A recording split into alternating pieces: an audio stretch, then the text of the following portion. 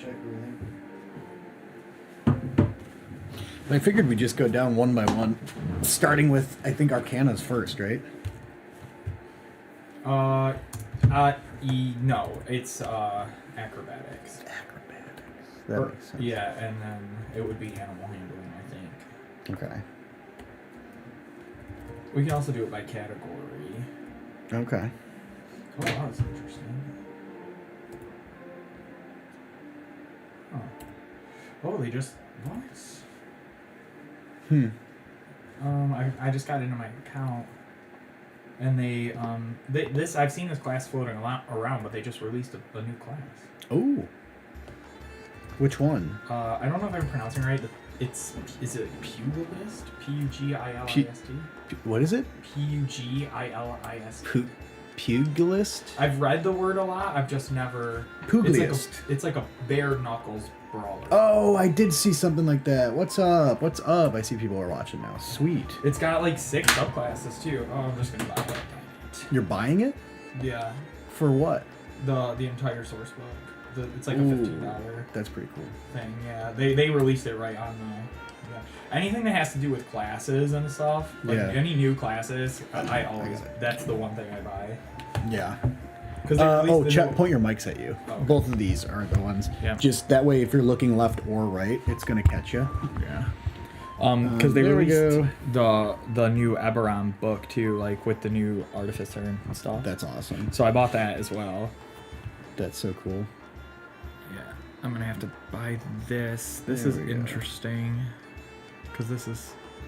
What's up? How's it going? One of the subclasses is called Piss and Vinegar.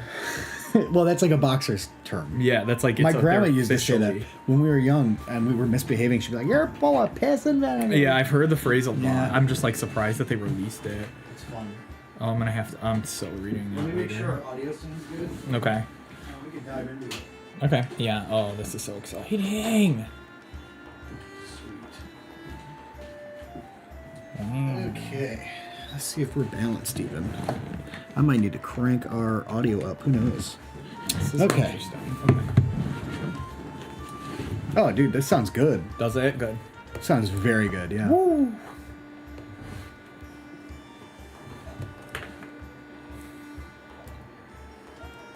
Let's see. Okay. Now that I know that that sounds good, I don't feel weird about talking. Anyways, okay, so hello to the people watching. I got to do the cheesy intro. Well, of course. So we got people watching. Yeah. So I'm Rob, and this is Tommy. Hello. And we are. Tommy is one of my most devout D&D mechanics friends. You're probably the only other person that I would be like, you need to DM for us. Like I would. So I'm not a player. I don't like playing as much as I like DMing. Mm-hmm. And you're one of the few people where I'm like, based on the stuff we've talked about, I want to be a player at your table. Well, that's great because I want a DM. Yeah, and so I feel like we can. I think this is a good conversation because you have a lot of experience on the player side, and I would say you have a lot of knowledge as a DM. And then I have a lot of experience DMing and not a ton of experience playing, and that's a good dynamic. Which is always so weird to think about. But I'm down. I think we should take questions when they come up, if they come up. Yeah. And then the whole point between you and I here is to go over the character sheets to talk about each part of a character sheet on the ability check section. Is that right? Yeah. Yeah, and we can just talk about examples for each of those because we're trying to script a video. Any advice? Oh, we got our first question. Oh my God! Wait, I got a sound effect for that. Wow. All right, that was loud, huh? Yeah. Booming. I probably should turn the sound effects down just a touch. Okay. Any advice for getting into a D&D campaign with no experience or knowledge? As a player or DM? That's a great question because if you have no friends that are actively playing, you're going to have to DM. Yeah. That being, if you want to join as a player, I've never done this, but I've seen a lot of people talk about Discord servers that are for D&D, and I think Discord would be as fun to play with people, especially strangers. Oh yeah. Because it's like there's that divide between being uncomfortable at a table with real people because you're digital. Right. Yeah. No, I could definitely see that as well. Honestly, that'd probably be a lot of fun. I don't know how to use Discord barely still, so I might not have fun because I don't know how to work It's going to be fun when Dicey gets their Discord up and we're all basically doing our business on Discord. I can't wait because that means I'll have to know how to use it by then. Yeah, we're treating it like Slack. We're giving it Nitro, which means like you can upload and file share on it, and so we'll have our own channel for like our business stuff, and like all of our graphics and like scheduling and everything will be through Discord. So see, that makes sense because the good thing is we can shit post in our group chat now. Oh, because you know what I mean. It's not just business anymore. So all the business would live on the Discord. So you would leave notifications on the Discord so that like if it's an important thing, you would get pinged. But otherwise, we can go back to just muting the group chat and like shit posting. Yeah. Dude, I get so lost on that Discord. I'll get a notification. I'm like, I don't know how to find it. I don't even know how to recheck the notification. Yeah. Maybe we'll do a training day or something. I need it because it is like Slack, and at my last job, I did not like it. Oh, so this is Mossman. He said, I don't have any friends, but I've gotten offers to play with strangers. Okay, so as a player, then. Yeah, I would absolutely play with strangers if you haven't played yet. But advice for play, that's kind of the thing we're working on in the videos, is like somebody who's never played before, what's the base understanding level they have going into it. So I guess we'll throw it back to Mossman. What's your base understanding of D&D? Do you understand the mechanics? Do you understand how it operates? Yeah, what is your level of knowledge? Like, are you going to have to make your own character? Do they have pre-selected characters? Like, what is the deal with that? Because there's so much that you can do. Do you feel like you're at your old job talking to a camera again? I didn't even think about it like that, but yeah, sort of. I'm just not dealing cards anymore. Yeah, there you go, buddy. We have the, yeah. So it all depends on like what your base understanding is, but and there's so much.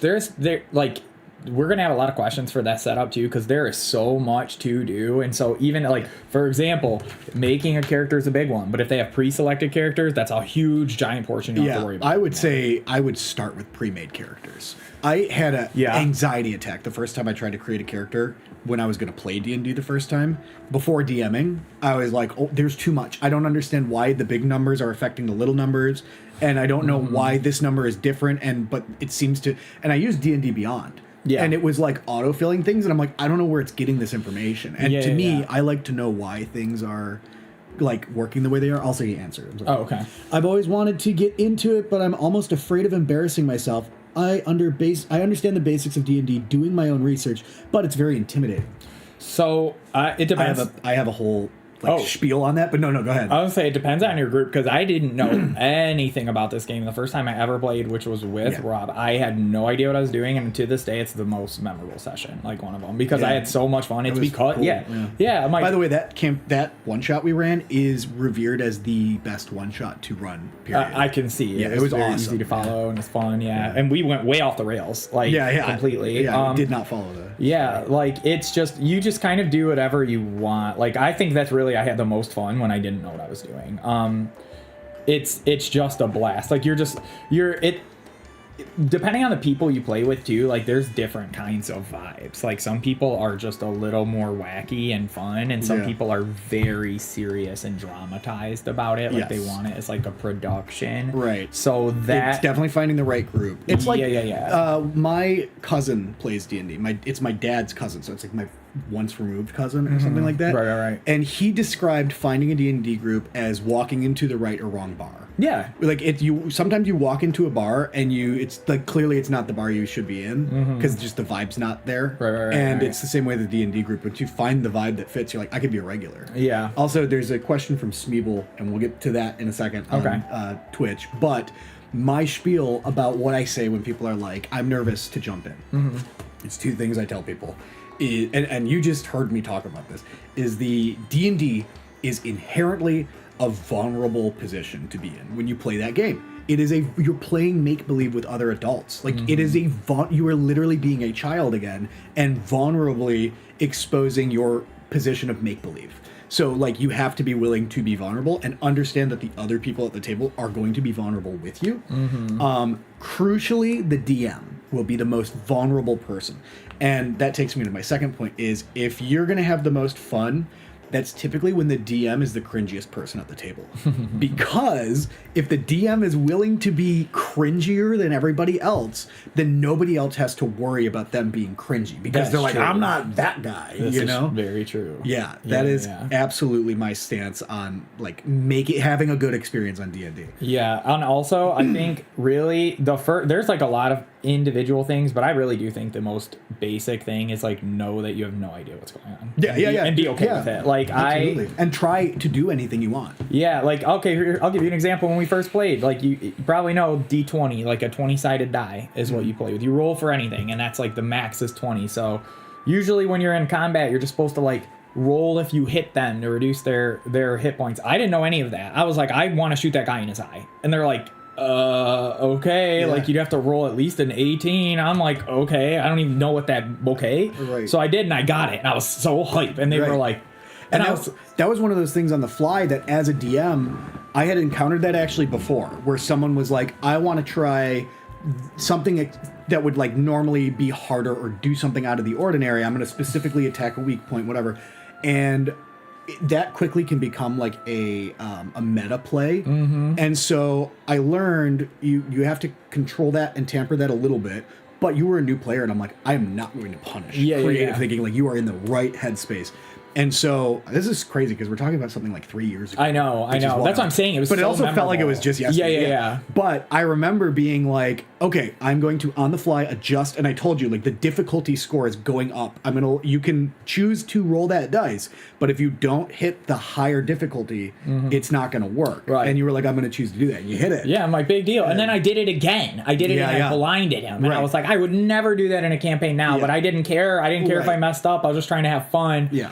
And that was like the thing. It's like the whole point was just having a good time. Right. And that's why like being with Rob and like everyone else at the table, they knew I'd never played before. So it was just more like having fun and like so something else too is that I think is super important that you'll probably hear if you do any D&D research is rule of cool.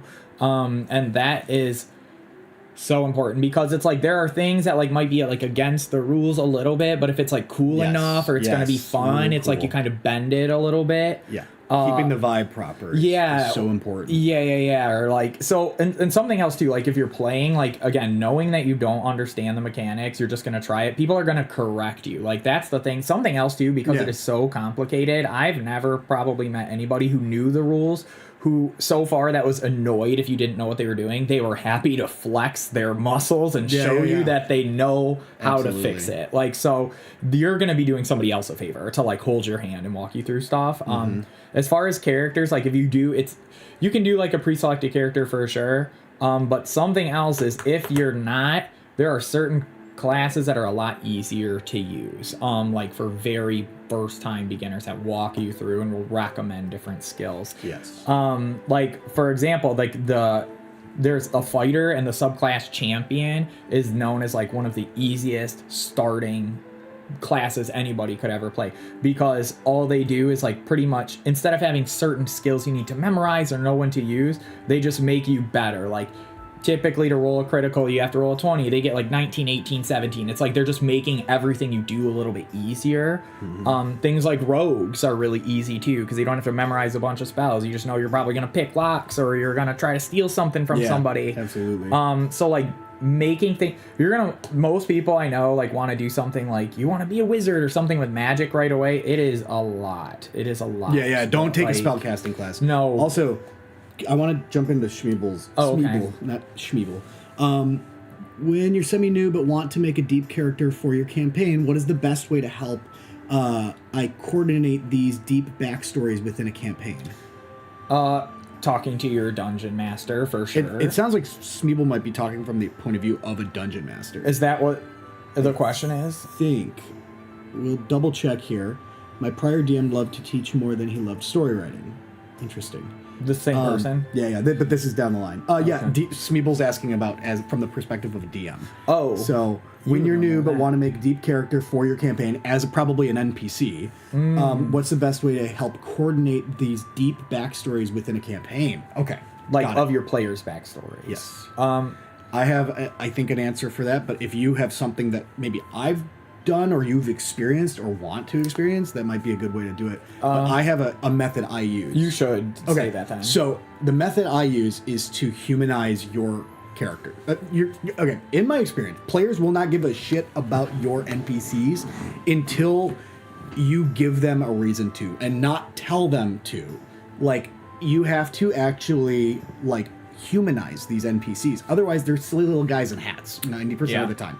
So the best way to do that is to give them wants, give them desires, give them flaws, and then give them humility about those flaws, and have them struggle with these things. And so, like, it's one thing to have, a knight that desires to retire, not to rhyme Dr. Seuss, but a knight that is wanting to retire, but then have him struggle with the fact that I can't, have him struggle with the fact of, like, I can't leave my job because it's all I've ever known. And I don't know what civilian life would be like after this. Mm-hmm. Right? Okay, immediately, this is no longer some knight in shining armor. They're like, there's a dude behind that helmet. You know what I mean? Mm-hmm. So now your characters want to know about, like, this deeper story, and I think it gives an opportunity to have that kind of stuff. Yeah, and also, seriously, I'm not usually the person who's like, you should go buy stuff, but if you're being a dungeon master, seriously, buy the new guide. Buy the new Dungeon Master's Guide. It is so good and so helpful, specifically with that stuff. Like, they have,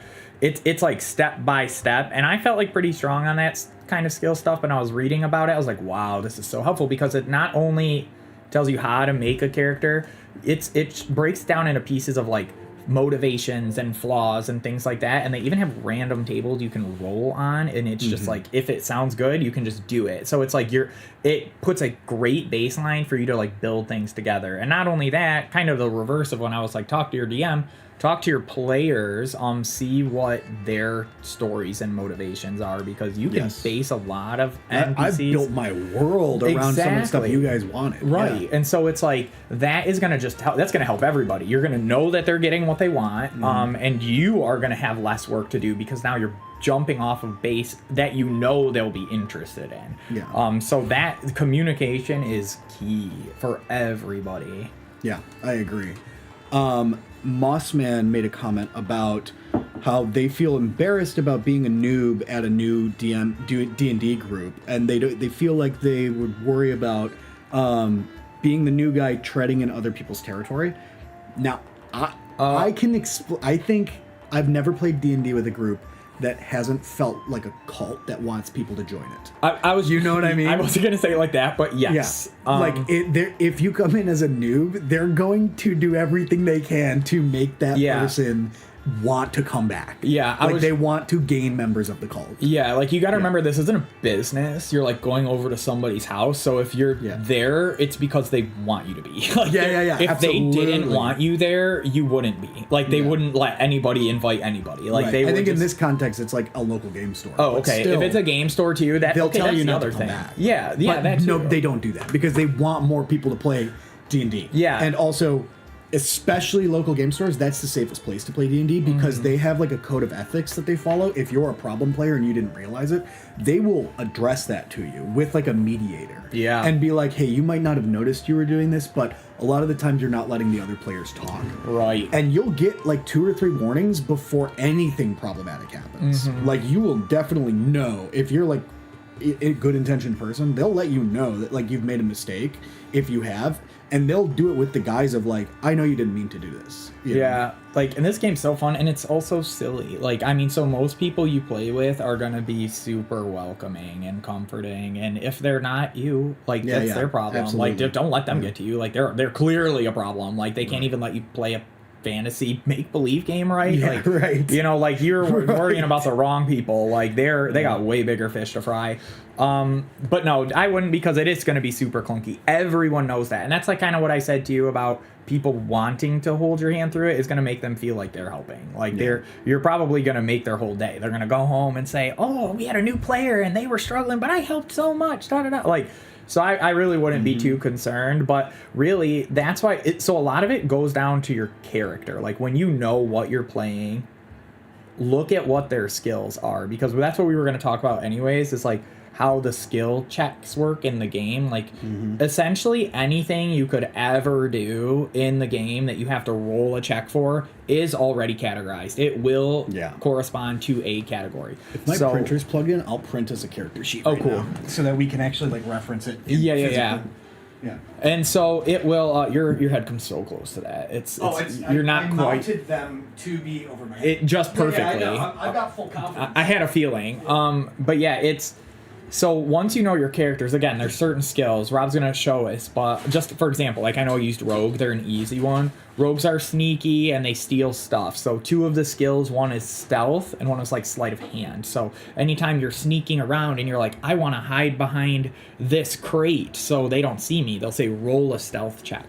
Different classes are associated with different skills. So rogues, like, don't think too deeply about this, but like, of these skills, like a rogue will naturally be proficient or get bonuses in things like stealth and sleight of hand typically. So you are going to know that's what you're good at, and once you find those skills, you're going to want to use them as much as possible or use them at the right time. So it's like, you know, you're playing a rogue and you know you're going to get higher rolls with your bonuses for things like sneaking around and stealing stuff.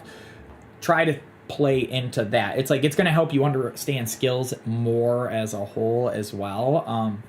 But just know that, like, again, some things you're going to get negatives on for certain reasons, right? So maybe you're not the wisest rogue, like, and you have negatives for something like animal handling. Okay, so like maybe stay away from doing stuff like that. It's like a lot of how you play though is going to be based on your character and what you want to do.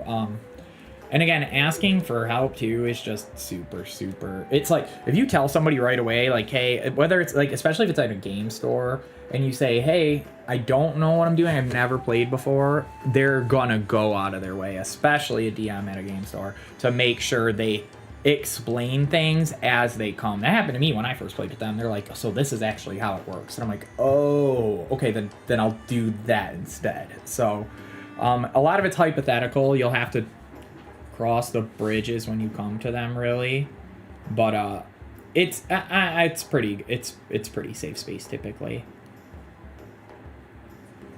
I'm working on stuff over here. Stall for me. Oh, okay. Da. Yeah. Yeah. I can't see. I was gonna say I was gonna read a question. Okay. Itchy. I was trying to make it so that we could cut between the shots of us, but that's going to take too long. It would look really good, and for the next time we do this, we will do that. It looks really good.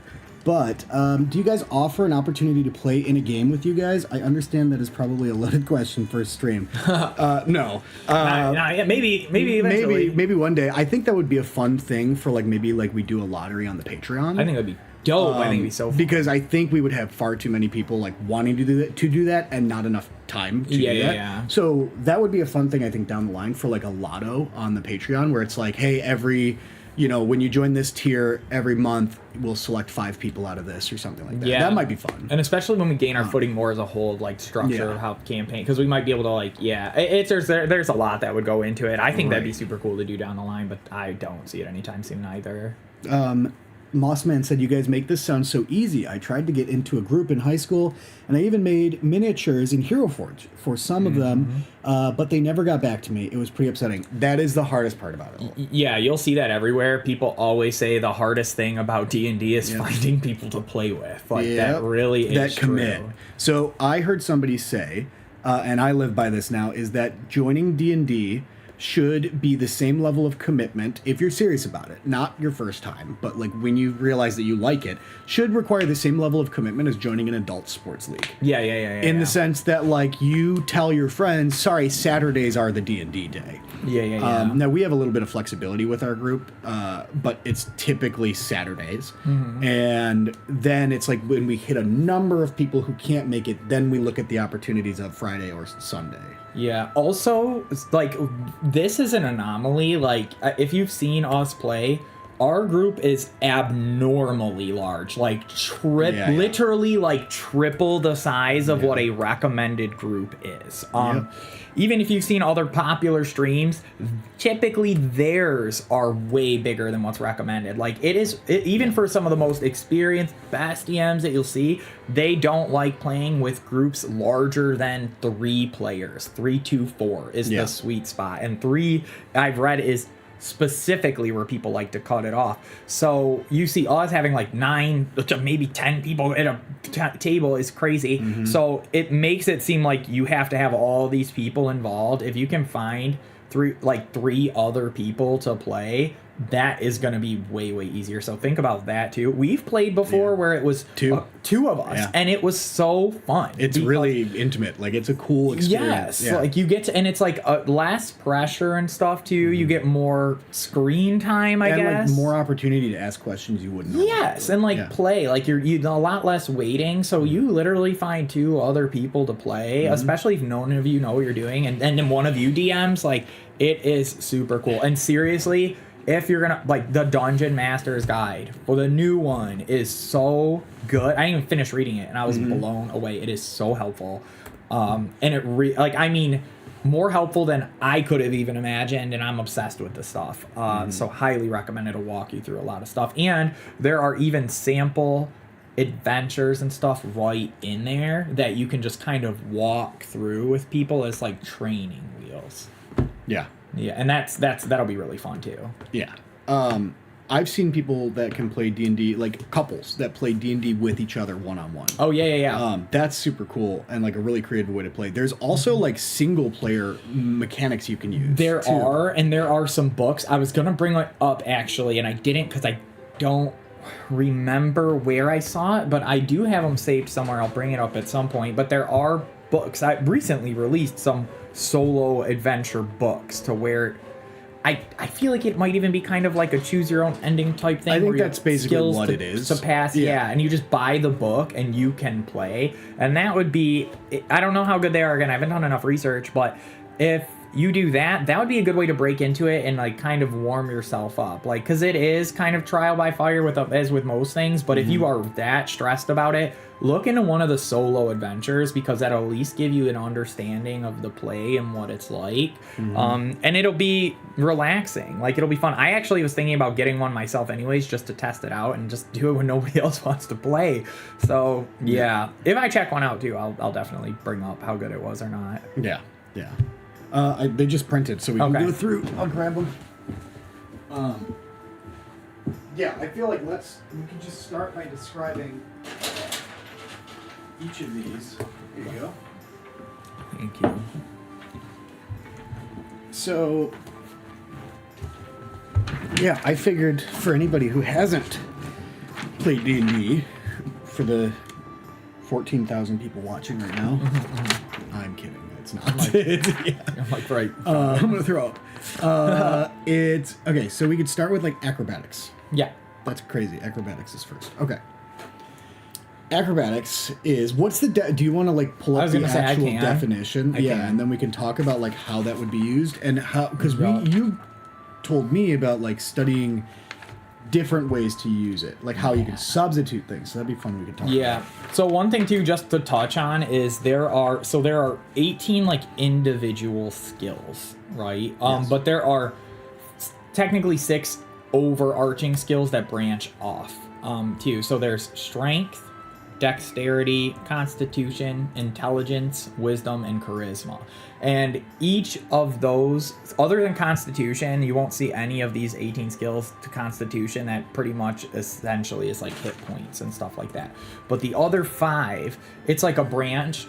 It's an umbrella. Okay, so like charisma, for example, there's 4 of these 18 skills that are charisma skills. So like those are going to be persuasion, intimidation, deception, and performance. So if you're a bard or someone who sings and dances stuff, and you have charisma modifiers, the more charismatic you are, the better you'll be at all of those skills as a whole. So that's just something we'll definitely touch on that way more in depthly in the other videos. But So acrobatics is a dexterity skill. So the definition is acrobatics checks covers your attempts to stay on your feet in a tricky situation, such as when you're trying to run across a sheet of ice, balance on a tightrope, or stay upright on a rocking ship's deck. Might also call for an acrobatics check to see if you can perform acrobatic stunts like dives, rolls, somersaults, or flips. So balance clearly is like the key for that one. Again, so like running across a tightrope is a good one because at first glance you might not think like you're gonna run across a tightrope all the time, right? But that doesn't have to be a tightrope. Like you can be running across like a steel beam that's super low. Right. And I know it's typically fantasy. Or a slippery log. Or yeah, right. It's like or it could be like if you did a more modern campaign, you're running on top of a telephone wire or something crazy. So that's always something to think about too. Or even like trying to go across, like when they show a cliff that has like a really, really tiny ledge to get across, like you might be a little bit better keeping your balance quickly moving across those. Right. And again, anything we've done, that one actually is used a lot for super fun stuff too. Like I remember I like broke off a piece of a tree to use as like a snowboard down a hill, and I'm like, I want to do a flip, I want to do something crazy, and he's like, give me an acrobatics check. So I was like, trying to stunt, so that's good too. We've also used that too. Like we had a little, our friend, she was a little rogue, and she was trying to swing from chandelier to chandelier. So he was like, that will be an acrobatics check because you're literally like a circus acrobat.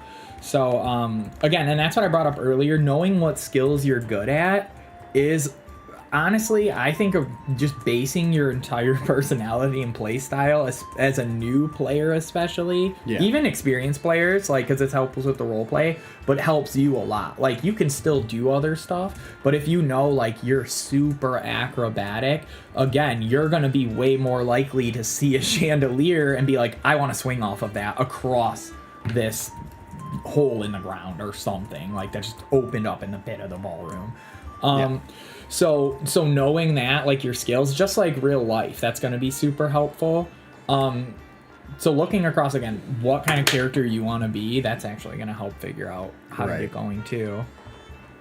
Yeah. What about like you substituting? Okay, this is the thing. I get asked athletics and acrobatics substitution all the time, and usually I'm totally okay with it. Yeah.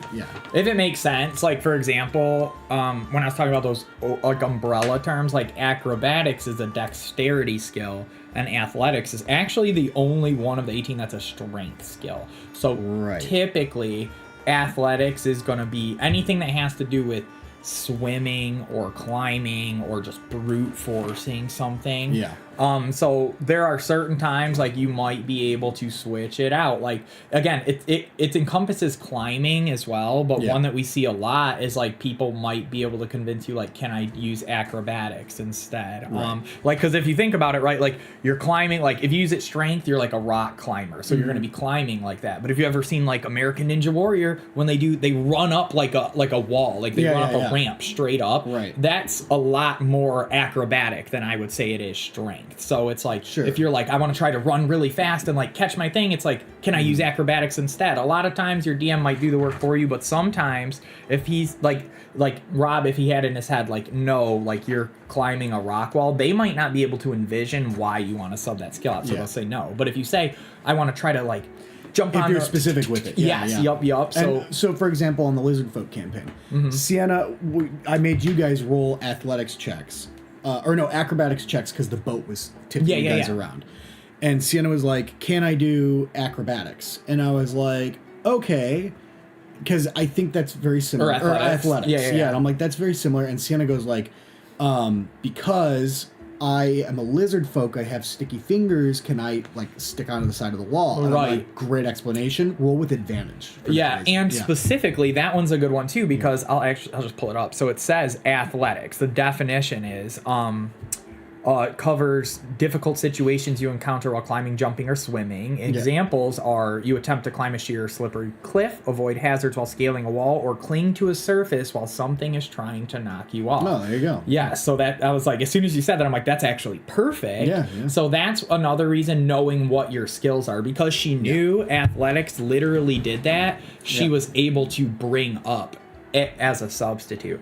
Right. So that's cool. Yeah, no, it's solid because there was no implication of clinging to a wall. Right. It was you guys are standing in the middle of a ship and it's teetering, and like Sienna's like, I'm gonna cling to a wall. Right. Yeah. And again, solid. you didn't have to know. She didn't have to know all the rules. All she knew was she was good at athletics, so she was Right. trying to figure out how she could use it to her advantage. So that's again feeling overwhelmed. It's knowing that all you really have to worry about is what you're good at. It just eliminates so much pressure. There's so much weight off your shoulders because if you don't know something, like you're a big tough barbarian and they're like, what do you know about magic? You just, I don't know. Well, big deal. Roll and you'll probably fail and then it's over. Like that's all there is to it. So that's, and then since we're on athletics, I guess I'll finish the examples before I move off. So another one for athletics, you try to jump an unusually long distance or pull off a stunt mid-jump. Like, say you're trying, honestly, I would say think about like a football player. Like, you're jumping and trying to catch a ball or somebody throws something at you and you're diving for it, like in baseball or whatever. Or you struggle to swim or stay afloat in treacherous currents, storm-tossed waves, or areas of thick seaweed. Or another creature tries to push or pull you underwater, interfering with your swimming. So Mossman brought up a good question too. He said, money is currently not a commodity I have at the moment. Join the club, buddy. Yeah, right. Yeah, but anyways, with that in mind, are there any YouTubers or other free resources you would recommend for learning the game? He said, I mostly watch Zach the Bold for D&D information. Now, I've actually been talking with Zach, and we're working on something together, potentially in the tavern soon. It turns out he's a Michigander, just like us. Yeah. But that's to come. I would love to tell you, hey, watch us. We have a ton of tutorials. We don't yet. That's actually what we're working on right now. That's why we're together tonight, is to script our tutorial series. And we thought, hey, let's jump online and have this conversation with others. That being said, we all love the Dungeon Dudes, dude. Yes. The Dungeon Dudes are awesome. Even though we kind of look like them, we're the knockoff Dungeon Dudes. Yeah, I can tell you actually my three YouTubers. They're my top three, but I almost have my two only that I go three. to. There's a few others. I like Pointy Hat is my other guy. I have not But really, I've seen, he's I don't really see stuff cool. yet. Oh yeah, he's fun. I obsess though. Here's the other thing. There's like a lot of good people I've seen a couple videos of, but if I see like I'm a rabbit hole binger. Like I will go nuts. So, but my three favorite are for totally different reasons. So, Mr. Rex. It's RHEXX. He does lore videos. Like it's like describing, and he'll take it from like past editions. He does. I fall asleep to him. Yes, yeah, he comes on. That. Very relaxing. I couldn't sleep. I'm so into it. It's hard sometimes. Yeah, he's got like 200 something videos, and I've watched almost all of them. Like I don't watch YouTube except for Dungeons and Dragons. So he is so good at the lore. So it's way more about like he'll take lore about people, places, things, and monsters specifically, and I think that's really good if you're getting into it because he'll tell you like their special abilities, but in the way that he describes it, it is much more like a story, not like you have to memorize their strengths and weaknesses. So it helps build the world a lot and like kind of puts you there. So that is a good way, to just be entertained without any of the statistics and stuff bogging you down, but still know what they're capable of. As far as a player, Dungeon Dudes for sure. I agree because they do a lot. So we kind of postponed it. When I was about to start a campaign to DM for fun for us, I have watched Dungeon Dudes does so many videos, but they are really, really, really good about class descriptions. Yes. So yes, when they released the new like D&D, when they released their new source book, they changed a lot. They try to keep it as much as the same, but like make it better. So the Dungeon Dudes released a whole series about the changes to the new classes, which you can skip if you haven't played the old one. It's good if you have played older editions, but they're the ones that help me get up to date on 5e. Yes, I'm still not up to date on 5e. I have plenty of videos for them. It's so much, but they'll do like videos, especially for the classes. They will do an there's somewhere like an hour, but it's like a video about the class and like the 4 subclasses that were released in the book. And then they have another video that goes over each of the 4 subclasses in depth. And when I say goes over it, they talk about what the class does, and they're so articulate and they speak so well. It's just really helpful. And they do a lot more, like I said, Mr. X focuses on like the fun kind of like lore aspect. They're more on the technical side of things. That's going to help you understand the gameplay mechanics, like what your primary skill, like a barbarian is strength based, and they will tell you when you start the game, you get certain points. They'll tell you, we recommend putting them here and here. Or if you want to play like this, put them here and here. And you can just pause that screen. They're really good about that. You can pause it, look at all the stuff that you want to do. And then when you want to know what subclass, look at the videos on the 4 subclasses. They'll tell you what changes about them, things like that. They're good on so many things. Absolutely. As a DM, I would do Matt Colville. He has a series called Running the Game. I like that a lot. And he is so well spoken, and he is so intelligent, and it is so helpful. He is not just good at like the creative aspect of it, but understanding like how the play will work with other people at the table. So Running the Game, before I even DM'd, I watched all like of those like almost 200 videos just for fun because it was so easy to listen. Also, because I had the misconception when you told me about them that they would be long, but they're like 5 minutes. Super short. Yeah, they're very, very digestible. Under 5. Yes. And I actually do recommend watching them in order because it seems like even though there's like 100 and whatever videos, like they seem to like go. And sometimes they'll be in like series and you won't be able to tell they're with each other. But yeah, for those 3 things, gameplay as a character, I would look at Dungeon Dudes. As a DM, Running the Game series by Matt Colville, and then as like just lore to get into like the fantasy of it, Mr. Rex, for sure. Yep. Pointy Hat. I know you don't watch him a lot.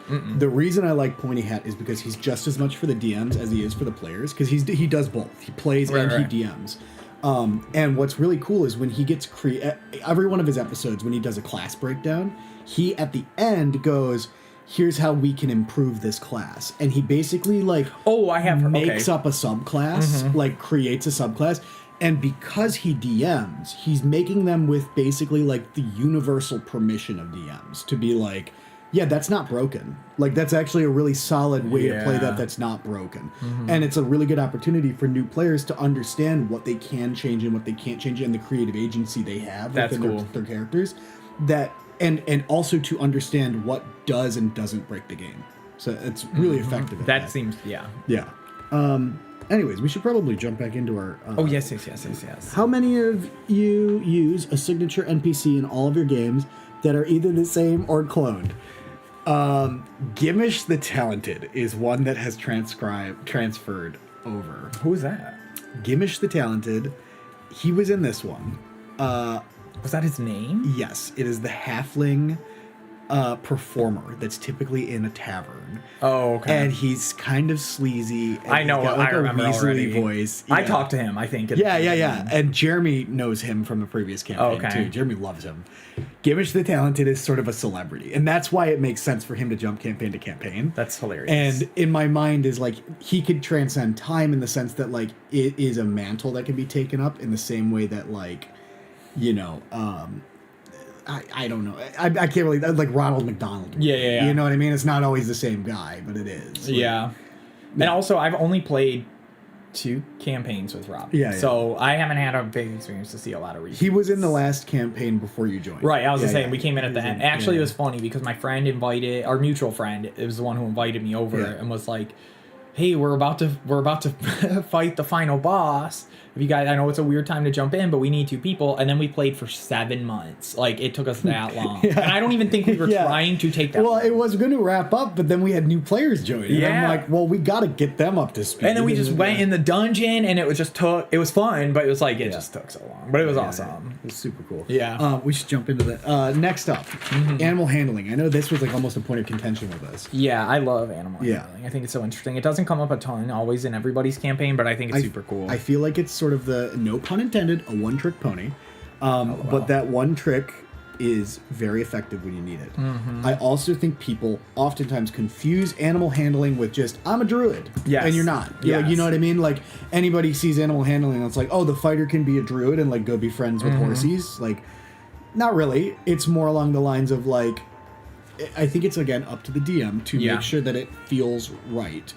If the giant barbarian is going to want to calm a horse, they're not necessarily doing it because of their calm demeanor and a pleasing presence.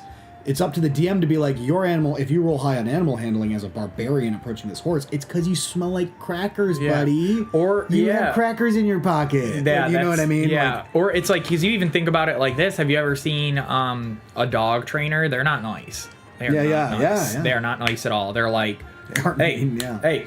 I wish my wife would treat me like that.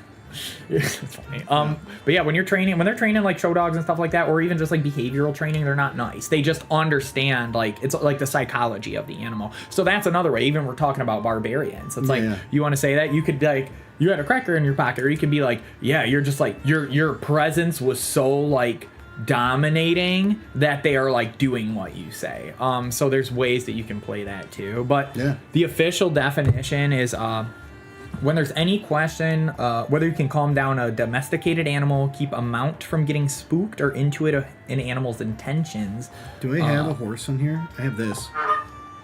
Yeah, it's a goose. It's hilarious. And another thing that you can do is, if you ride a lot of horses, it says you may also make an animal handling check to control your mount when you attempt a risky maneuver. So we have not fucked with mounts. We don't at all in our game. Don't. We need to start fucking with mounts. Yeah, there's so much to do. But it's hard as a DM, dude. Keeping track on mount stuff is actually a nightmare for initiative.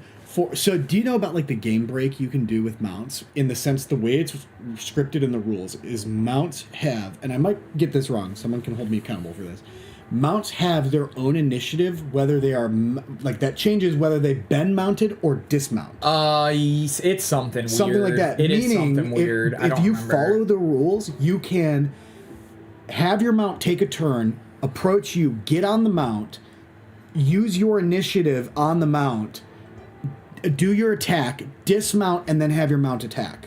I read the new mounting rules, and I don't remember that, so I'm hoping that means they changed it. I hope. I can't remember, though. I'd have to look at it again, but it is kind of a nightmare. Oh, also, I told Rob about this. I think this is super cool. I honestly do not know why it has never been officially released, but so Unearthed Arcana is like the D&D. So here's something you might see, like a lot of places. If you see, you'll look stuff up. This happens all the time to people. People have their homebrew stuff, or just like homemade, right? Spells or feats or whatever. And then you'll see it online. You're like, I want to use this. And a super experienced DM who's been playing for 20 years or whatever is like, I've never heard of that. And then you find out some third party made it. So Unearthed Arcana, though, you'll see a lot, like if you find spells or feats or whatever, it might have like a little UA in parentheses. That is official Dungeons and Dragons, like Wizards of the Coast. That is their play testing. It's like they have an official play testing. And they'll put things out marked UA, so that way they'll change it if people like it or just never use it. But something that was in Unearthed Arcana it was called Feats for Skills. And it was just a way to like make each of your skills a little bit better. I think it's so cool. That is a really cool addition. It is, because animal handling is actually one of my favorite ones, because if you were to take, and this is the other thing when I was talking about like rule of cool or certain things, you can change things as a DM to fit what you want to do. So if you're thinking like Rob said, it's kind of like a one-trick pony. If you ask, like, you want to try to convince a dog to like do something, you have to make an animal handling check. But this feats for skills, which I just want to use for that skill particularly, is it makes you proficient in animal handling, but then as a bonus action, you can command a creature that is friendly to you to like take a basic action, like guard a door or retrieve something off of a table, and you don't even have to make a check as long as it's friendly to you. That is like so efficient of a rule change. And that's again, it's only an Unearthed Arcana. It makes everybody's lives easier. Yes. DM players, and it's so cool. It's so fun, and there's not a lot of stuff to do as a bonus action. So if you're gonna like homebrew a rule, even though it's kind of released, that is a really good one to make animal handling a more interesting skill, because you don't always can use bonus actions for stuff. So you just have a pet and you can use it as a bonus action. It's dope. I know a good substitute with animal handling, like what you could sub in animal handling for is a lot of survival checks can be subbed with animal handling, in the sense, which I think they use the same core, don't they? It's wisdom. They're both wisdom, correct. Yeah, so it really doesn't matter. It could, because you could still be proficient in one and not the other. But the whole point is tracking an animal. Yeah. Right? Yep. Survival is, that would by definition fall under survival, is studying tracks in whatever. But you could sub animal handling for like understanding that those tracks were like. Also, this could spec into medicine, but like that it looks that there's more weight on one side, and this is a horse that's limping. Right. You know, something like that. Yeah. I was gonna say you could, as long as you're creative, you could do a lot. Like Rob said, like with that. Like again, it's like if you're using survival, it's like you kind of just think about it. It's like you want to try to make it fun, like even if your DM's gonna work with you, but like you want to try to get creative. So you could just say, "Let me use animal handling." They could say, "Okay," but I'm gonna change the scene too, just to give us a fresh vibe. What should I do? Hells or storm or snow or cavern? Oh, I just can't decide. When in doubt. Yes, that's actually what I wanted. Okay.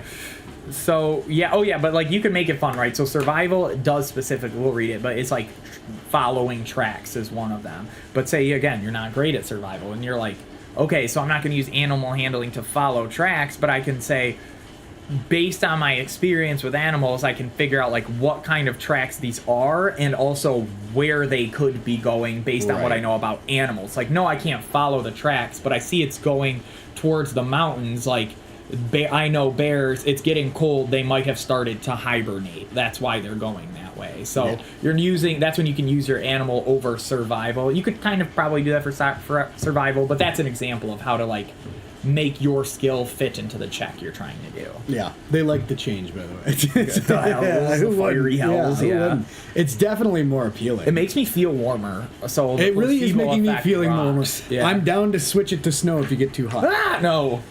I can't wait till it's not snowy. What's next? What's next? I got it right here. Arcana. Let me pull that up. Incredible. That's the one that Arcana is probably one of my favorite checks. Love it. Because it's very versatile. Oh. And I'll tell you why. It's versatile. Yeah. And I'm just checking the audio. Mm-hmm. Oh, cool. You can absolutely hear the fire. Oh, cool. That was what I was checking.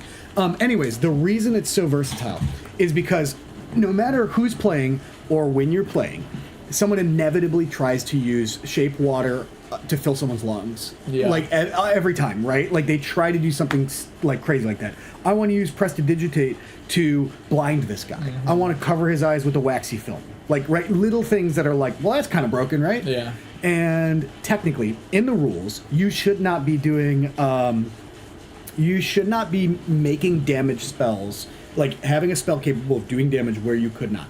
In the same sense of, if you have Mage Hand, it says you can't attack with it, right? But if your Mage Hand takes a hammer and then drops it, that's an attack, buddy. Like, you know what I mean? That's clearly an attack. So, my way around that, Mage Hand, I have a firm no on. You're not going to do anything that's going to pose damage. Uh-huh. You can set the scene for it. You can have it pull the lever to do the thing, but you're not going to have it do the... Like, it's one thing to have it drop a cannonball. It's another thing to have it cut a chandelier. Well, and you know what I mean? Yeah, right. Oh, that's actually an interesting one. But my point is, when someone wants to do something out of the ordinary with magic, I say roll an Arcana check, and if you fail, you've wasted your action. That's my go-to with that, is you have to check Arcana to see if you can, on the fly, do this spell that you've never done before, or make it operate in a way that it hasn't. And my example is from the Dresden Files. There's a part where he's fighting fire giants or something like that. Yeah. And he is really good at fire spells. He sucks at ice spells. And he's like, how am I going to deal this damage to a fire guy if all I know is fire? And so what he does is he points at one space. He knows thermodynamics, and he's like, well, if you create a bunch of heat, it's got to come, the energy has to be sucked from somewhere. Mm-hmm. So he creates a point nearby these guys and condenses it to a small point and sucks all the available energy away. So he snuffs their flame by creating a bigger flame that consumes the energy. Yeah, very interesting. Which is a great way to do that. But like the way it's written is he's very clearly doing an Arcana check in his background, like to decide, like it's clear he's never done this before, and he's going to risk his opportunity to do this knowing that it could consume a spell slot. That's interesting. That is a thing, Rob, by the way. Whoa, what's up, Shelly? First time chat. Awesome. Ooh. Anyways, yeah. That's cool. That is also something... Oh, Shelly. Oh, they rated us. Sweet, thank you. Oh, fine. Anyways. That's something cool. So what Rob just said, technically, is not like a rule that you will find in a book, but it's that rule of cool thing. Yes. Like that is not like if you try to do this, your DM has every right to say no. yeah, don't be surprised that a lot of DMs will be like, no. Especially because something to think about too, like the DM runs the game for you, but it's like it is deceptively hard to be a dungeon master. Like people, like especially when they're good, you do your not mind is understand. firing on all cylinders, and like you gotta imagine, like it's literally like writing a movie that is the script's just gonna get torn up by your player. It's like, and you have to like be able to like figure out a way to let them have the freedom but still get them back on track, or just give up on what you were doing entirely. So that being said, that cough I just did was like the last of my sickness, so I'm all better. You seem better. You're glowing. Yeah, it just really I'm glowing because of this radiant flame. Sorry to cut you off. Just wanted to share my successes with you. Yeah, inspiration. Thank you. And so the other thing too is that the DM like might not know some rules, and also like if you do something like that's a little too out there, they just might be like no, like, and just let them go, because they're already doing a lot. Like you're asking a question and they're trying to do 1,000 answers. So that's another thing. But again, like with Rob said, that's like rule of cool stuff. Like you can do that. Like you can just break a rule to have fun. Yeah, Shelly found us from the 12 Days of Tabletop all that time ago. Oh, stop! Yeah, that's it's cool. awesome. That's we want to work with those guys again. Yeah. Anyways, Yeah. Arcana is super fun because it allows you to literally, the most fun part of D&D is magic. I stand by that. It's also the most complicated part, and probably the most rules heavy part of D&D. Yeah. Like clearly. So what Arcana checks do is, in my opinion, as a DM, flexing that, it allows you to bend those rules. That's the thing that's going to allow you to. That's again a Rob thing that I like a lot. It's not the cool. core. That's just how I choose to use it. But Yep. I think that's a testament to like the flexibility within these things. Totally, and that's the thing. You can like, and this even like D&D, because then I'll explain like what it's defined as. But oh no way. Okay, Shelly's from the 12 Days of Tabletop event. So tell Spencer I said hey. Oh, very cool. Very, very cool. Yeah. I need to email him back.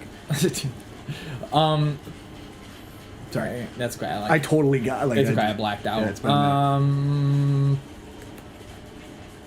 what were we talking about? We could just jump to the next one. We can. Well, I'll describe what Arcana is. Oh too. yeah. Because we haven't. Speaking of which, let's do this. That's very Arcana. Oh, right? oh yeah, oh absolutely. I like that a lot. Oh yeah, that's the other thing. Even like, because there are a lot of people who are like the rules lawyers, I guess, because they've understood the rules, they want to play by them. But even in the book itself, it literally, the official book is like, this is a baseline. You can change whatever rules you want. You can do anything. It's not like you're playing Monopoly. Yes. And then the person running it's like, you only get $5 for pass and go. No, that's not how the game works. D&D, like you might have a spell that's like, this does this much damage, but if it's like a DM for whatever reason might be like, it actually doesn't. Like they should tell you beforehand if they're changing big rules, but that's the thing. So like they won't always follow it. So the skill, the Arcana, it's with intelligence. So any intelligence skill is all about like, it even says in the definition, it's like your ability to recall lore about something. Which that, in my opinion, as a DM, I've underused. Yeah. That to me is like typically a history check, but like the lore part makes way more sense, especially if it's that sort of like only oral tradition type shit where it's like, well, the earth was founded by giants. Exactly. Like and that's that why, to me screams Arcana. Yeah, this one specifically, the skill, I do still agree with Rob that it's like one of the most well-rounded, but like in the definition again, your ability to recall lore about spells, magic items, eldritch symbols, magical traditions, the planes of existence, and the inhabitants of those planes. So times like you could see that in a campaign, right? So it might not make you cast a spell better, but say that I don't know, like you have your DM makes a campaign where it's like they're trying to collect all the stuff to do a spell that wipes out an entire city. Like you might be able to do some Arcana checks to be like, okay, spells that are destructive usually have components that do this or that. You won't know that, but you'll say, what kind of things would this spell probably use based on my experience with magic? Or again, magic items. You could be looking at something and you could maybe figure out is this item cursed, or like, oh, I want to know what kind of species made this item. Like, was it elves? Was it dwarves? And then your DM could tell you, oh, yes, elven high magic created this. And that type of magic, is da-da-da-da-da. Right. Eldritch symbols. You could see something on a spell. Maybe you find a spell book that's got something big on the cover or like different symbols throughout the pages. And you're like, what does this mean? And you're like, oh, you actually recognize this is from ancient scrolls and texts that haven't been seen in years. Right.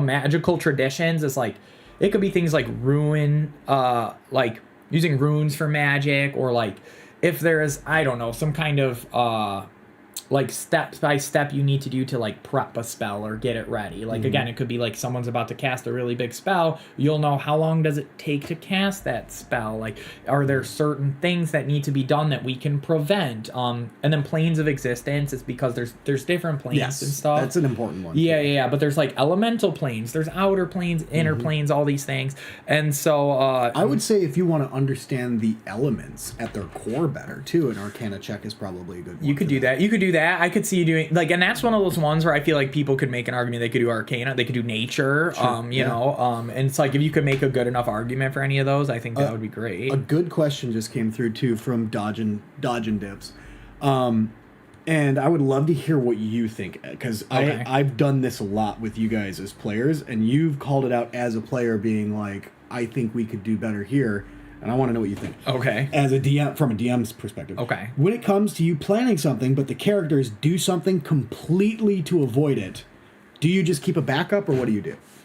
Like what would I do? Yeah, if you're DMing and you have this thing planned out, and the players just don't go that direction. So I'm nuts. Like, I would have contingencies for fun. Just because I like it. But...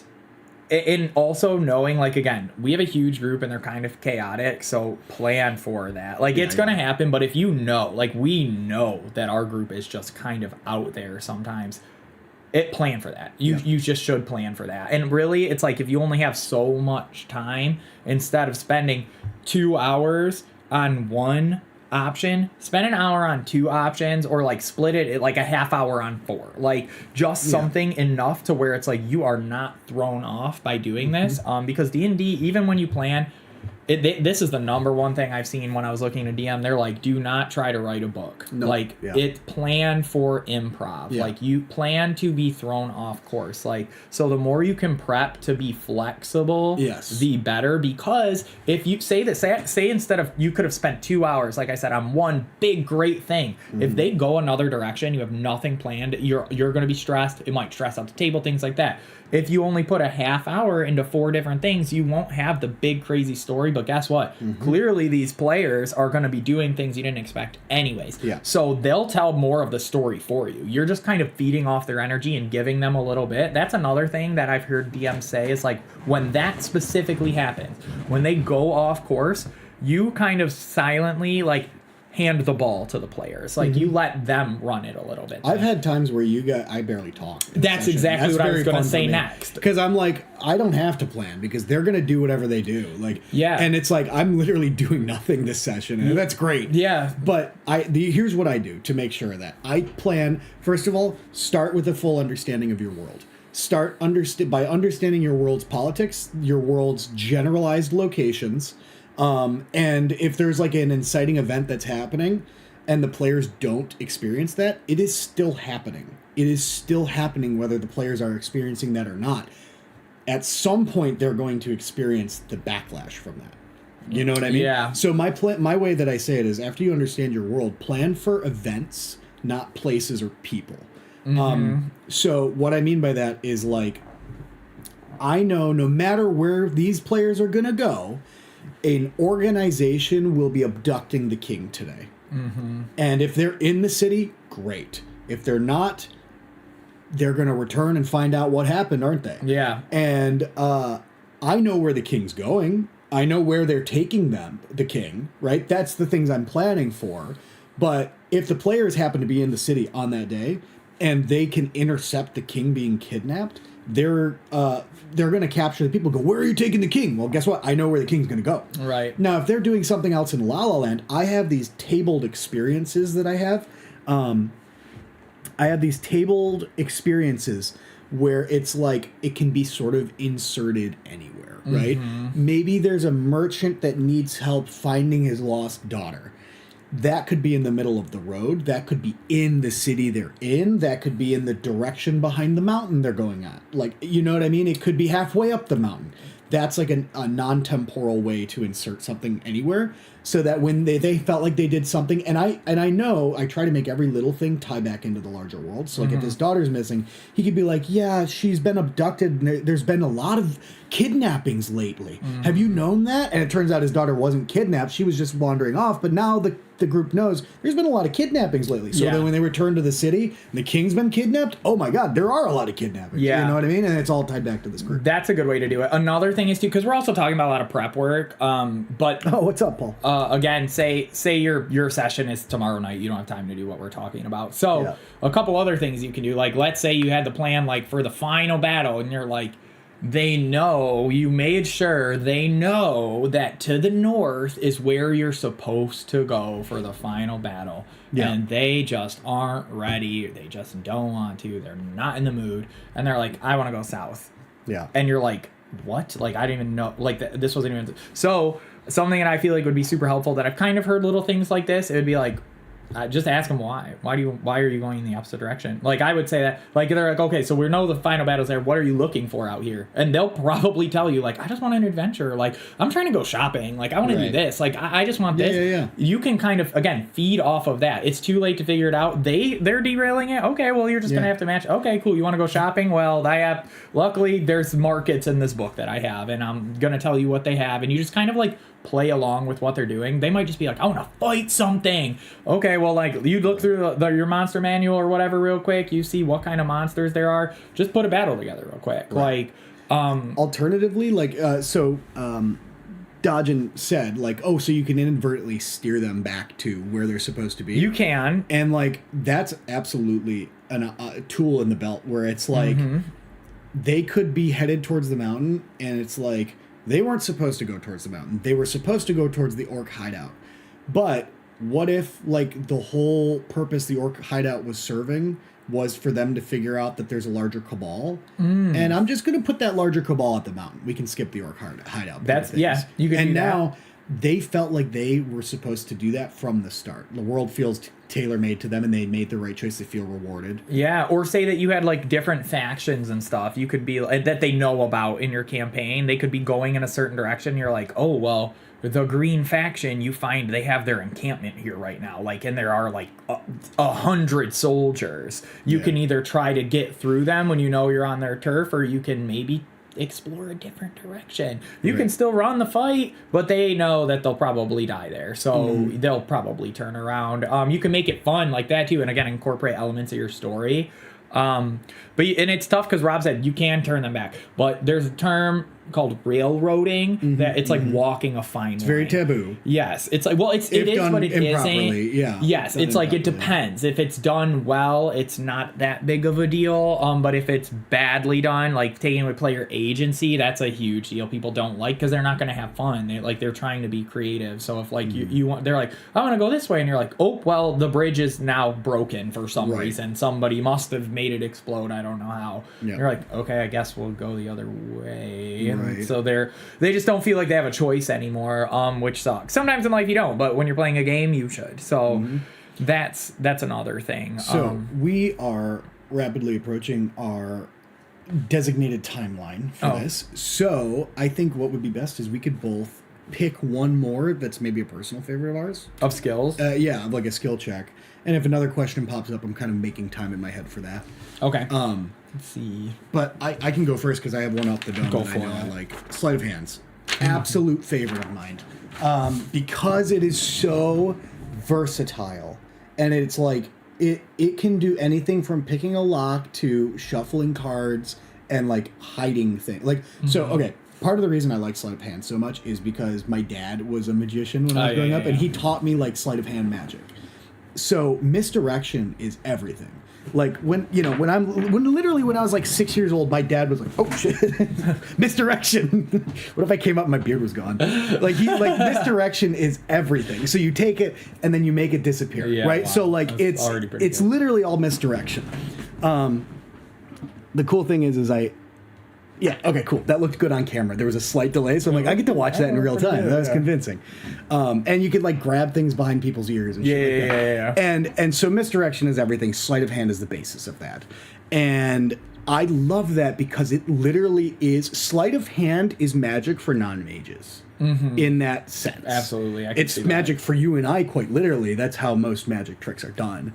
And so the point being is sleight of hand is so much more than just card tricks, though. Like, it's picking a lock. It's dexterity based of your fingers and your hands are everything. And so picking a lock, if you want to cheat with dice and stuff, like if you can find a way to logically explain how you would cheat in a game with that, you can roll a sleight of hands check for and that. Fun fact, in one of the tool, also I'm obsessed with like weird things people don't like in the game, like tool proficiencies, but one of the tools is a playing card set, and so for each tools, and one of the, I believe it's like Xanathar's Guide to Everything, but one of their books, I believe it's that one, has a bunch of they're also online. I look online all the time. They have examples of when to use them. And in the gaming sets, it specifically says sleight of hand.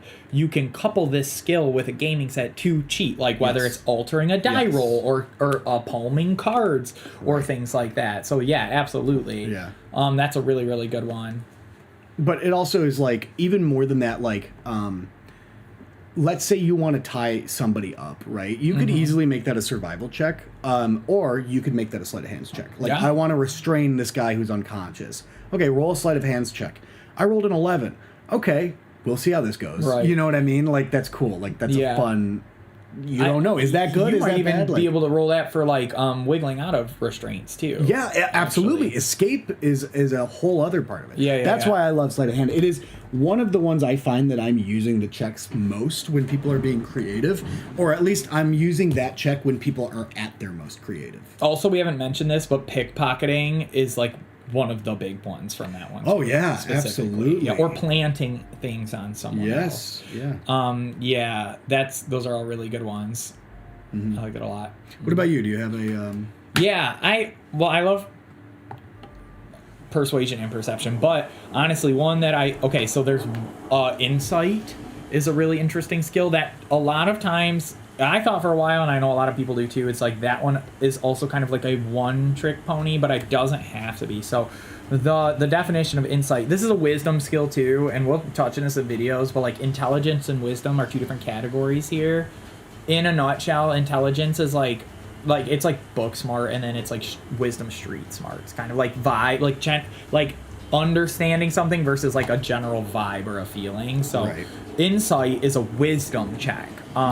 So it specifically says an insight check decides whether you can determine the true intentions of a creature, such as when searching out a lie or predicting someone's next move. Doing so involves gleaning clues from body language, speech habits, and changes in mannerisms. So typically, the only time I usually see insight checks is when you're trying to figure out if somebody's lying to you. Which is important, and I bring it up too, is because it happens so much. Insight's played differently too. This is a really interesting skill because we started kind of implementing in one of our campaigns, which I've seen some DMs do, which is it's like the only skill where like Robb will sometimes roll it in secret. Like, yes, I like that. Robb likes that. I don't like it as much. Here's the thing. I don't think I'm going to keep doing that though. Yeah, the reason behind that is because if you're trusting your gut, you don't know if your gut is right or wrong. You would roll in secret. The DM would roll for you behind closed doors, and you would just have no option but to believe that. But the reason I don't want to do that anymore is it does rob the player of their agency to roleplay that. Correct. Yeah. And that's how I feel too. But I do see it. That's why I was like, I was down to try it for sure. Yeah. But it does feel like, because the way that I think about it too is like insight is a skill. So if you're good at it, you should know if you did well or not. Because what Robb just said makes a lot of sense. And people will do this sometimes where they will, like, again, I've read about it before, they roll it and you just kind of have to trust how well you did. Whereas the way I would view it is like, say you rolled really low for insight.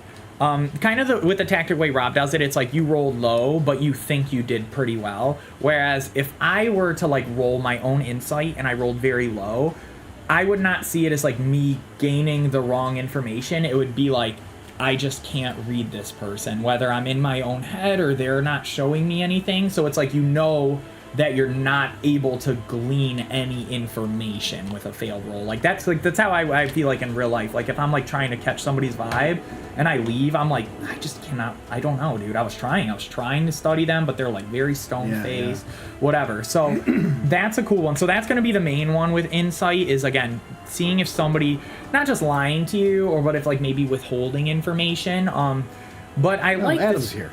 Oh, cool.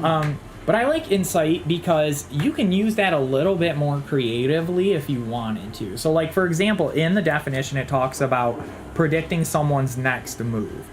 That can be used, I think, in a lot of different ways. Like it could be literal their physical move, like trying to figure out, like if they're about to run from you, do I think they're going to run to the right? Do I think they're going to run to the left? Do I think they're going to turn around? And you might be able to head them off in a direction, like before they go somewhere.